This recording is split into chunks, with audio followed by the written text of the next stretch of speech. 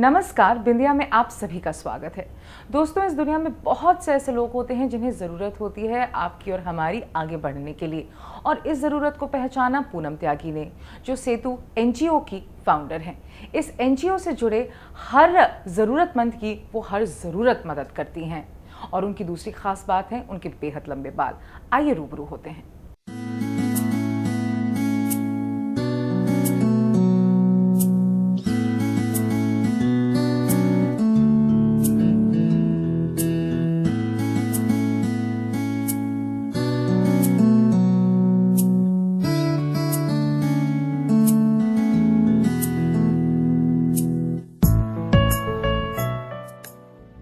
कहते हैं खूबसूरती दो तरह की होती है, जिस्मानी और ज़हनी। अगर दोनों एक साथ मिल जाएं तो क्या बात है। ये है पूनम त्यागी, जो सेतु एनजीओ की फाउंडर हैं। ये डिसेबल्ड लोगों की मदद के लिए सराहनीय काम कर रही हैं। और दूसरी खासियत इनकी है इनके बेशकीमती बाल, जो किसी को भी पहली नजर में अपना बना ले। आपका एनजीओ सेतु किन लोगों के लिए काम करता है? ये मेनली डिसेबल और वो भी उनमें भी अंडर प्रिविलेज्ड लॉट के लिए हम उनकी एजुकेशन और एम्प्लॉयबिलिटी के लिए काम कर रहे हैं। आपने इस एनजीओ के जरिए ब्लाइंड लोगों के लिए काफी काम किया। कितनी मदद कर पाई आप इन लोगों की? देखो, मदद करना तो ये रिलेटिव टर्म है, मतलब मुझे नहीं पता कि मैं कितनी कर पाई हूँ, पर मैंने अपनी तरफ से पूरी कोशिश की है। और आज की तारीख में भी मैं मतलब सबसे पहले मेरी प्रेफरेंस ब्लाइंड लोगों के लिए ही जाती है। हम कोशिश कर रहे हैं कि यूपी में उनकी मदद करने का, क्योंकि मुझे बाद में लगा कि दिल्ली में उनके लिए काफ़ी सेंटर्स हैं, काफ़ी जगह हैं जहाँ पे ब्लाइंड लोगों को मदद मिल जाती है। पर नॉट ओनली यूपी, तुम दिल्ली के बाहर किसी भी साइड में निकलो तो 50 किलोमीटर के बाहर बिल्कुल वही हाल है कि वो अभी भी मान के नहीं चलते हैं कि ब्लाइंड लोग कैसे पढ़ सकते हैं या आगे कैसे बढ़ सकते हैं। तो हम कोशिश कर रहे हैं कि एनएबी का एक सेंटर खुलवा लें मेरठ में, जिससे हम इनकी पूरी फुल फ्लेजेड मदद कर पाएँ।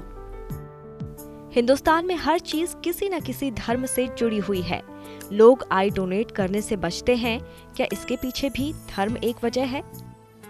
मुझे अपने धर्म का पता है कि काफ़ी हिंदुओं को ये खतरा रहता है कि मतलब खतरा आई डोंट नो, अपनी सुविधा के लिए लोग भाग बना देते हैं कि शायद अगर मरते टाइम आंखें डोनेट कर दी तो अगले जन्म में नहीं मिलेंगी उनको।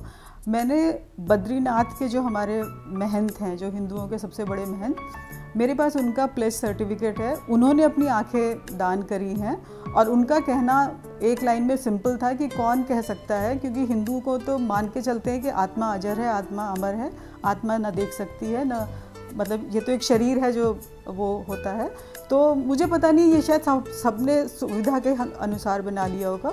ऐसा ही कोई तुरुप का मुस्लिम्स ने भी, क्रिश्चियंस ने भी कर लिया होगा। जो करना चाहते हैं वो बहुत करते हैं। डिसेबल्ड लोगों के लिए आपने काफी काम किया है। क्या आपने कभी सड़कों पर मौजूद मांगने वालों के बारे में सोचा है? हाँ, ये मुझे लगता है कि इसमें से आधे से ज़्यादा वो हैं जो काम कर सकते हैं और करना नहीं चाहते हैं। इनफैक्ट एक बहुत इंटरेस्टिंग इंसिडेंस हुआ था। एक मेरी फ्रेंड कहीं उसने कार रोकी और वहाँ पे एक लेप्रेसी का पेशेंट था, तो उसके हाथ पैर थोड़ी उंगलियाँ गली हुई थी। तो उसने भीख मांगी। इसने कहा कि तुम काम क्यों नहीं करते? उसने कहा आप दिला दीजिए। तो उसने उसी टाइम मुझे फ़ोन किया और उसने कहा कि this is a challenge for you, ये आदमी काम करना चाहता है, अगर आप इसको दिला लो। तो मैंने उसको टच में आए, हम वहाँ पे गए और उसने वैसे काफ़ी मतलब जैसे कहते हैं ना कि सवाल जवाब करके तब काम लिया कि उसमें मुझे पीएफ मिलेगा कि नहीं। और उसने मतलब पूरे अपने टर्म्स एंड कंडीशंस बताई कि मैं यहाँ पे बाहर, मंदिर के बाहर भीख मांगता हूँ और नवरात्रि का टाइम चल रहा है, मेरी इतनी इनकम है, आप इससे ज़्यादा दिलवा पाएंगे या नहीं मुझे। पर फॉर्चुनेटली मैं उनको एक जो मॉल्स वगैरह में जो उसका क्लीनिंग वगैरह का कॉन्टेक्ट जिनके पास था, वो उनके पास में ले गई और उसने काफ़ी अच्छे से नॉट ओनली हिम, उसके कुछ एक रिश्तेदार भी और आ गए और उन लोगों ने सबने जॉब ले लिया। तो मुझे लगता है कि अगर मतलब देयर इज़ नो हार्म, अगर तुम पूछो तो हो सकता है उसमें काफ़ी बच्चे जो भीख मांगने के लिए खड़े कर दिए जाते हैं, हो सकता है उनमें काफ़ी हों जो सच में पढ़ने के लिए बहुत इच्छुक हैं। पूनम जी, आपके इतने लंबे बालों का क्या राज है?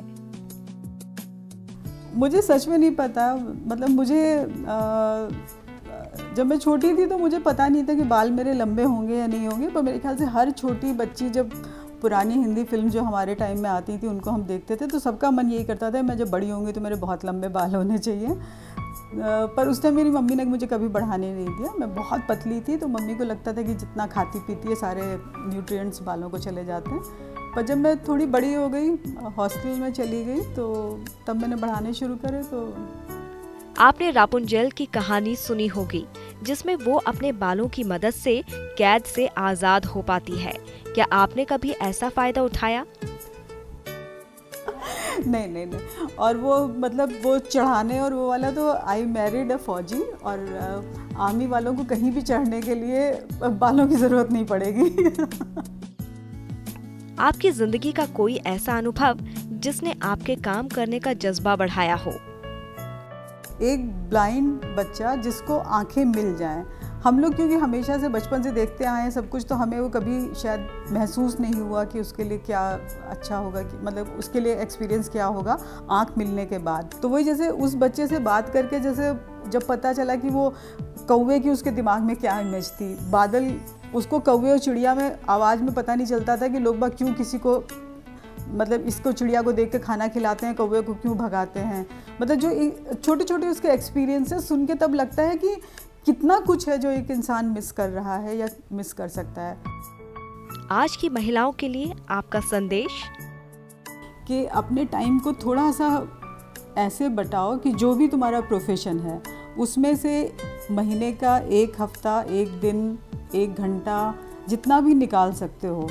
और हमारे आसपास इतना कुछ है करने के लिए, इतना कुछ है करने के लिए, पर कई लोग मेरे ख्याल से अपने समय का पूरा उपयोग नहीं कर पाते हैं।